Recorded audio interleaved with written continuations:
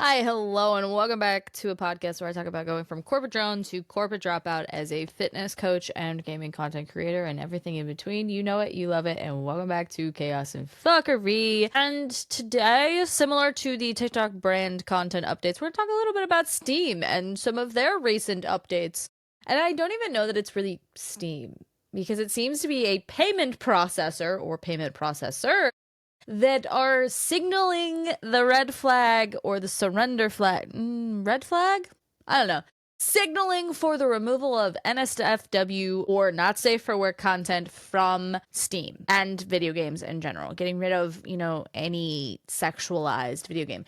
And the thing is sure, we don't want games that are just purely NSFW on platforms. I could get behind that. Maybe. I don't know. I feel like art tends to blur the lines of, sexuality and what is appropriate, and video games to me are art. But the fact that it is a payment processor that is in fact controlling what is on platforms now is where I see the problem, because they are now dictating what we as individuals can spend our money on and what we as individuals have access to. If a payment processor is no longer going to allow certain content to be bought via their processor, it goes along the lines in a previous episode where I talked about the push towards conservatism in gaming, the push towards conservatism in the fitness space, just the push towards conservatism in general. And now we're seeing it with things like branded content rebrands and now Steam taking down NSW content. And even, in lawmaking when it comes to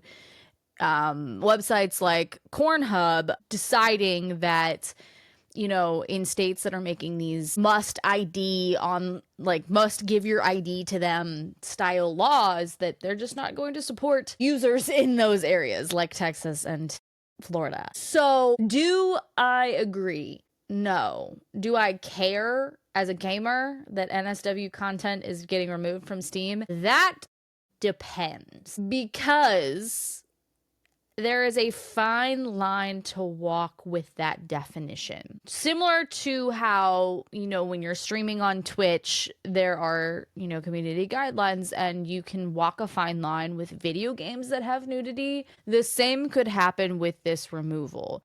We could lose games for being overly violent. We could lose games for nudity. We could lose games for, having a sex scene in them or whatever, or horror games, right? I am a big horror fan, and I think that's kind of where this topic came to mind me, is if we're talking, sexual and nudity and, inappropriate things in games, what horror game isn't inappropriate in some way?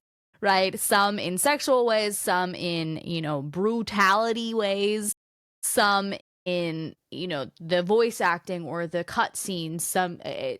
There's some level of inappropriate, if you will, in almost every horror game I've ever played. Most of it's brutality. Some games, I'm thinking Until Dawn, I think had some sexualized scenes in it, if I remember correctly. Maybe not full nudity, but definitely, implied nudity. It's been a while. Don't sue me if that's not true. I definitely know, any game based on, the original slashers, Jason, Freddy Krueger, Texas Chainsaw Massacre. I mean, even Walking Dead would have an unnecessary amount of brutality depending on who views it, right?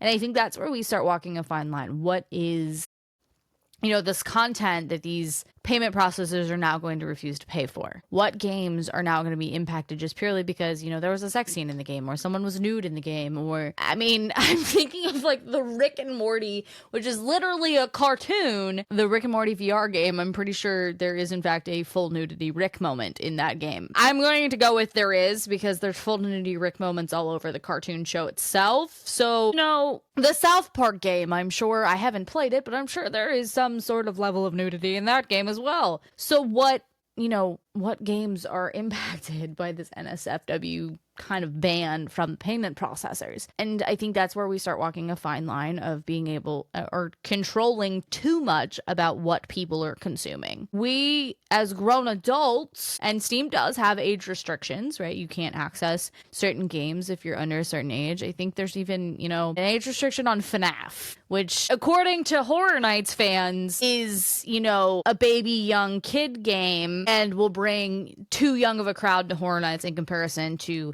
It's counter IP that is Terrifier. I disagree. I think there's a lot more adults in the FNAF fandom than people who are not in the FNAF fandom realize, but that's not the point. You know, if it's any game that's age restricted, right?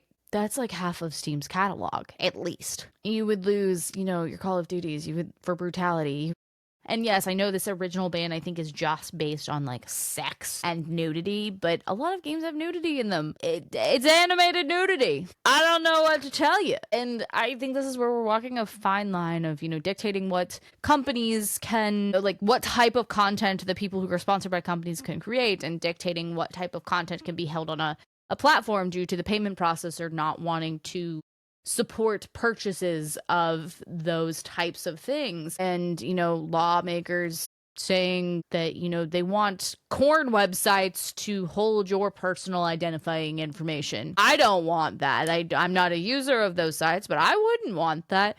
And I foresee this being like a future of, you know, especially, I don't know how you mix all of these restrictions on content and what content can be on what platforms and things like that with an unlimited AI bill. Because unlimited AI will, in fact, create things like deepfakes. There is no ands, ifs, or buts about it. You will get revenge porn and revenge content of sexual nature and potentially even of children with unlimited AI and no regulations on it. That's just reality. If you have no regulations on what people can do with AI, you will have issues. And I think talking about the recent South Park episode, they proved that with the deepfake AI ad. You know, with no control, they just, you know, use the law in their benefit, if you will. And that is where I think we are running into issues, right? We want to control what children are consuming on gaming platforms, on social media platforms, and I get that. You don't want to, you know, have them lose their innocence, if you will, too young. You want kids to be playing like kids with dolls and trucks and playing outside with scooters and bikes and, you know, just being kids. But also shielding them from the world is not a good option either. And, you know, I grew up personally, a little personal story here. I grew up with two opposite ends of the spectrum. I was the kid in the family that was exposed to everything and anything, to the point that I grew up really young. And some of that I think was likely due to the fact that I was an only child and I didn't really understand the difference between conversations I heard adults saying and what I should communicate around my young friends, right? I didn't understand the difference between what I should be repeating and what I shouldn't as a kid because I heard a lot and I was exposed to a lot. And then I had the opposite with cousins of mine and family members of mine who were so overly sheltered in Utah that they saw a person with a tattoo and it was, you know, Duggar style, like, not literally, but you know what I mean. Like, duck your eyes because that person's bad. I wouldn't want either for today's kids, right?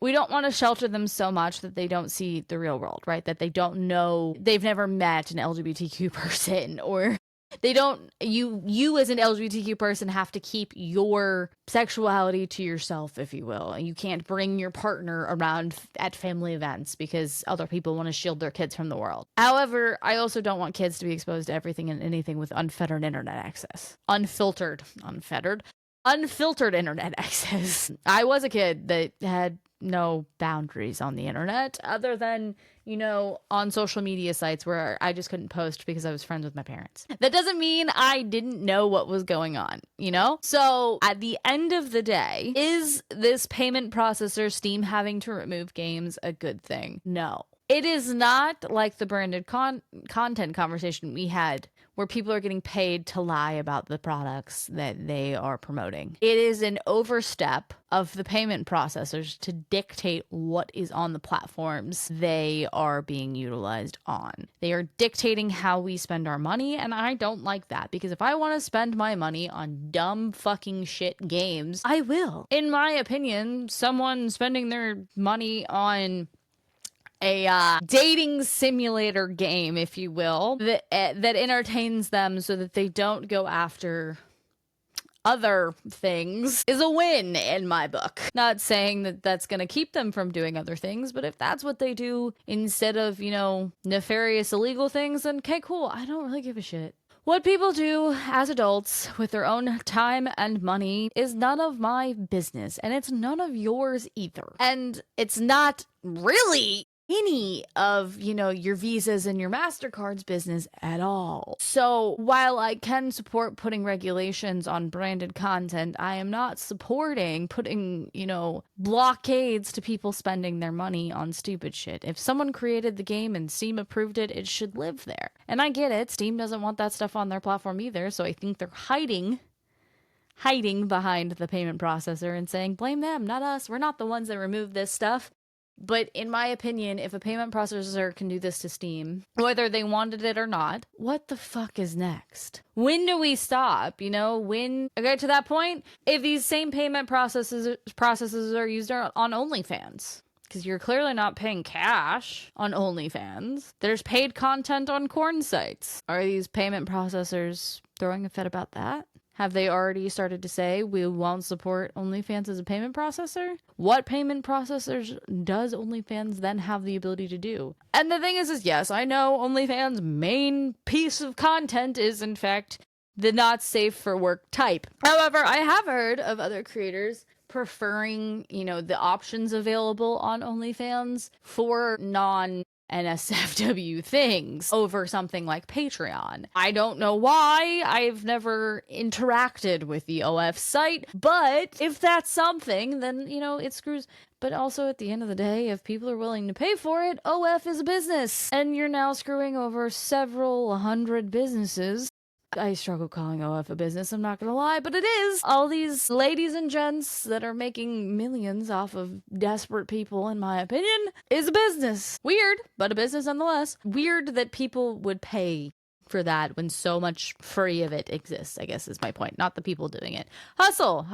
You're an entrepreneur, I guess, but a payment processor refusing to work with a site like OnlyFans, now you have no way of collecting your payments. So you no longer have a business at that point and you're fucked. And that's where I see something like this going, right? If Steam has to remove games because of payment processors, who is going to be next? Is it OF? Is it movies, movie sites, movie theaters even? We won't allow you to sell tickets if you were using our processor to R-rated movies. Make it simple.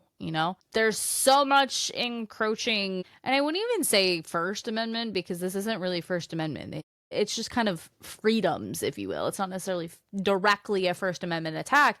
It is just, in fact, more control at a government level that they shouldn't have. And yes, this isn't a payment processors aren't a government level, but it's coming from that realm of people. They didn't just think of today, we're going to tell everyone no more NSFW content. That's not what happened. It's coming from the beliefs and the pressure from the top to make this country religious when we're not, and make this country follow religious beliefs when this country has never been that way. And that is the problem. I am all for protecting kids and protecting their innocence if that is what you're trying to do. But when you start encroaching on grown adults' ability to live their lives as they wish, then we've got a problem. And that's what this is. Because I should be able to purchase, any video game that's not banned in the country, which, Lord help us if your video game is so atrociously offensive that it's banned in this country, because you have to have done something wrong, maybe even right, to get your video game banned in this country. And I'm sure, there's illegal copies floating around everywhere because it probably wasn't banned from the instance of the game existing. Something probably offended someone along the way, and that's how the game got banned or age restricted or whatever the situation is. But I don't even think we should be able to do that, personally speaking. Grown adults, age restriction is one thing, but grown adults should be able to choose, not without consequence, because that's not what I'm saying, but they should be able to make their life decisions for themselves. When it comes to what content they consume, what content they buy, what, they choose to do with their day-to-day lives, who they love, who they live with, whatever it is none of y'all's fucking business. And that's how I feel. At my core, as a creator, as a business owner, as a person that just exists in this god-awful planet. Everyone should mind their own damn business and keep to themselves and, let nature's course take hold. Stop all of the warnings, all of the lawsuits that created stupid shit like saying coffee is hot. Let people be stupid. Let people be smart. Let people be people and see how the world goes. Stop trying to govern every little damn thing and see what happens. That's my opinion on life. Obviously, that's not, direct advice for anybody. But Steam, the payment processor thing is an overstep. 100%. And it's a hurt to the gaming industry. Not because, gaming, NSW content is the backbone of the gaming industry or anything like that. It is a downfall to the gaming industry that Steam is okay with this because it sets the stage for bigger things to happen. It sets the stage for a payment processor or a, platform like Steam to say, nope, no more Call of Duties. Nope, no more, Nintendo is already doing this, but no more mods. No more, changing the game from its original intent. And I don't let people be people. If someone has the brains to modify and create, their own version of the game, cool. Let them share it with the world. As long as they're not making a profit off of it, I don't give a shit. Because if they're making a profit, then it's a whole different story. Anyways, not the point. It sets the stage for all sorts of different things to be banned. And I think there should be less banning and more natural selection. In the gaming industry, in the fitness industry, in the world in general, this story with the payment processors is just the beginning. And that's not me speaking on politics. That's literally just me saying, if we're allowing payment processors to dictate how we spend our money, buckle in. Because everything we know and love as Americans is about to go out the fucking window. And it doesn't even have to be the administration's fault. There is enough nefarious people in the world that have enough power. AI could do it. The guy who created ChatGPT said there's a certain part of him that regrets, that's the word I was looking for, I was going to say relates, releasing ChatGPT because of what it can do in the hands of people that wanted to do bad things. AI, I mean, it was a sci-fi world.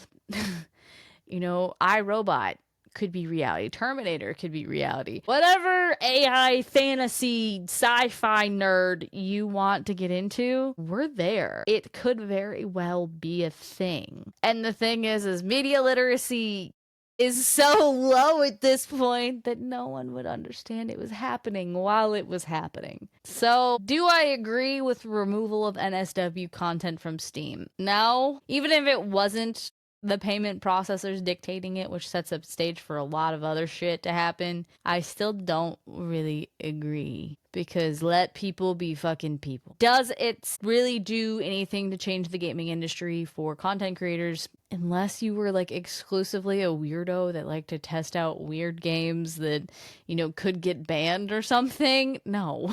It's not going to impact the majority unless they take it extreme, which it could get to that point. Currently, I don't think that's the intent, but if you start going into unnecessary brutality or unnecessary extreme brutality, if you start going to any game that has nudity, then yeah, the whole gaming world is impacted at that point because your Call of Duties, your Halos, I'm trying to think of other Assassin's Creed, a lot of games pretty much would just cease to exist. And you could also go to lewd, right? LGBTQ, anything with an LGBTQ character would then be banned because it's lewd. The interpretation of things like this matters. Now, we wait and see, I guess. And I said the same about the branded content, right? The interpretation, human interpreting it, not some boss, or not some boss, not some bot just flagging it and saying, good to go. I mean, look at, they ran bots to dictate how they eliminated LGBTQ content from the military and accidentally deleted a whole piece of military history because the aircraft was named gay. So bots can't be trusted to do everything, and that is the problem with all of these restrictions and bans and content guidelines controlling, what we say on the internet, right? Even YouTube terms of service, I get it, you have to be ad friendly and things, but the name of my podcast, I don't think I will ever be ad friendly, even if I do hit monetization requirements with this podcast, because my name is Chaos and Fuckery. Yeah, I censored it for the title, but I say it throughout the entire podcast multiple times over. So that's the level of, you should have, ad groups. I am willing to run with, potentially offensive things, and potentially you don't have to be cookie cutter pretty companies all the fucking time. There are plenty of companies that, love the chaos and love, offensive language and use them all the time in their own marketing. So just because if we start to let these corporate entities like payment processors and big companies with ads and all of these other things control all aspects of our lives, we're all just going to be cookie cutter. We're all going to look like those subdivisions they're developing everywhere, but as human beings rather than as houses. We're all going to be cookie cutter stamps of each other, and no one will have any personality. No art will exist because art is created by the weirdos. And everyone's screaming, bring bullying back and blah, blah, blah. And everyone's sharing their stories of bullying and things. And I think there is a clear, being honest and bullying are not the same thing. You can say, yeah, that looks like shit, or you're weird because that is your opinion. That doesn't make that bullying. You just said, hey, you're fucking weird. I love you, but you're fucking weird. I know I'm weird, and yes, I get it. Teenagers don't have that confidence and blah, blah, blah. And that's why that's why art exists. Weird kids get to discover things that are relatable to them when the peers next to them are not. Yeah, it's that simple. And this podcast is getting a little bit more unhinged as I start talking about these topics, because even kids should be allowed to be themselves. Even if you don't agree with it, if a kid wants to dye their hair pink and run around I don't think we should put pressure on them to be anything. Let them discover themselves, and then they can truly be themselves. If that means, they're a little bit more gender fluid and want to wear a skirt as a man, or want to wear, binders because they hate the chesticles on their fucking chest, that doesn't mean they're trans. That just might mean, they want to be a little bit different. Let kids be kids and just let them discover things. They'll figure it out. It's the same with, video game creators and games that come out. If it's a good game, people will play it. You don't have to hate rate it or, love bomb it to make it be seen. And you don't have to make, your LGBTQ character the hero of it all to fit in with the current day crowd, or, make it all about hate to fit in with today's crowd. Make good games and you won't have any issues with all of this. I don't care what the story is if it's a good fucking game. And sometimes, the story goes along with good game.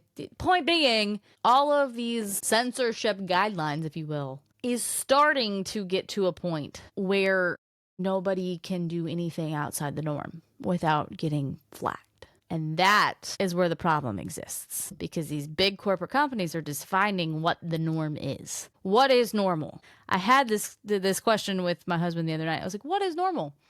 Though, because, normal 2 years ago is not normal today. Normal when we were kids is definitely not normal now.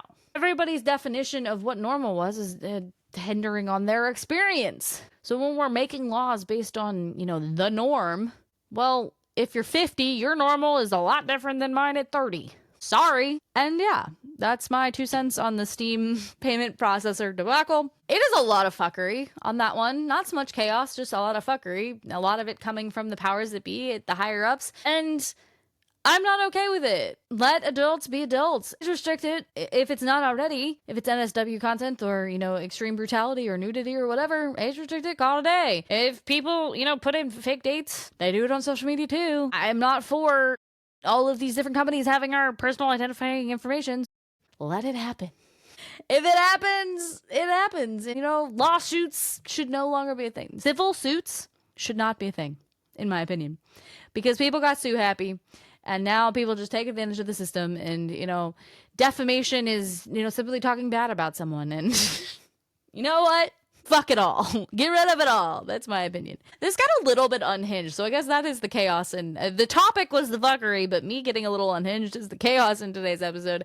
And I will be back on Saturday with more of this unhinged vibe, because I think I'm liking the way this is going. But if you are a fellow entrepreneur in the gaming space or the fitness space and want to talk and commiserate together, leave a comment down below and hit that subscribe button, and maybe we can join together as podcast and guest in the future, because I do want to bring guests on, whether it be gaming guests, fitness guests, whatever it is. I do want to bring fellow friends and such on the podcast. But that is all for today. This was a lot of chaos on my part and a lot of fuckery on Steam's. So come back to us on Saturday with all of the business needs, and I will see you then.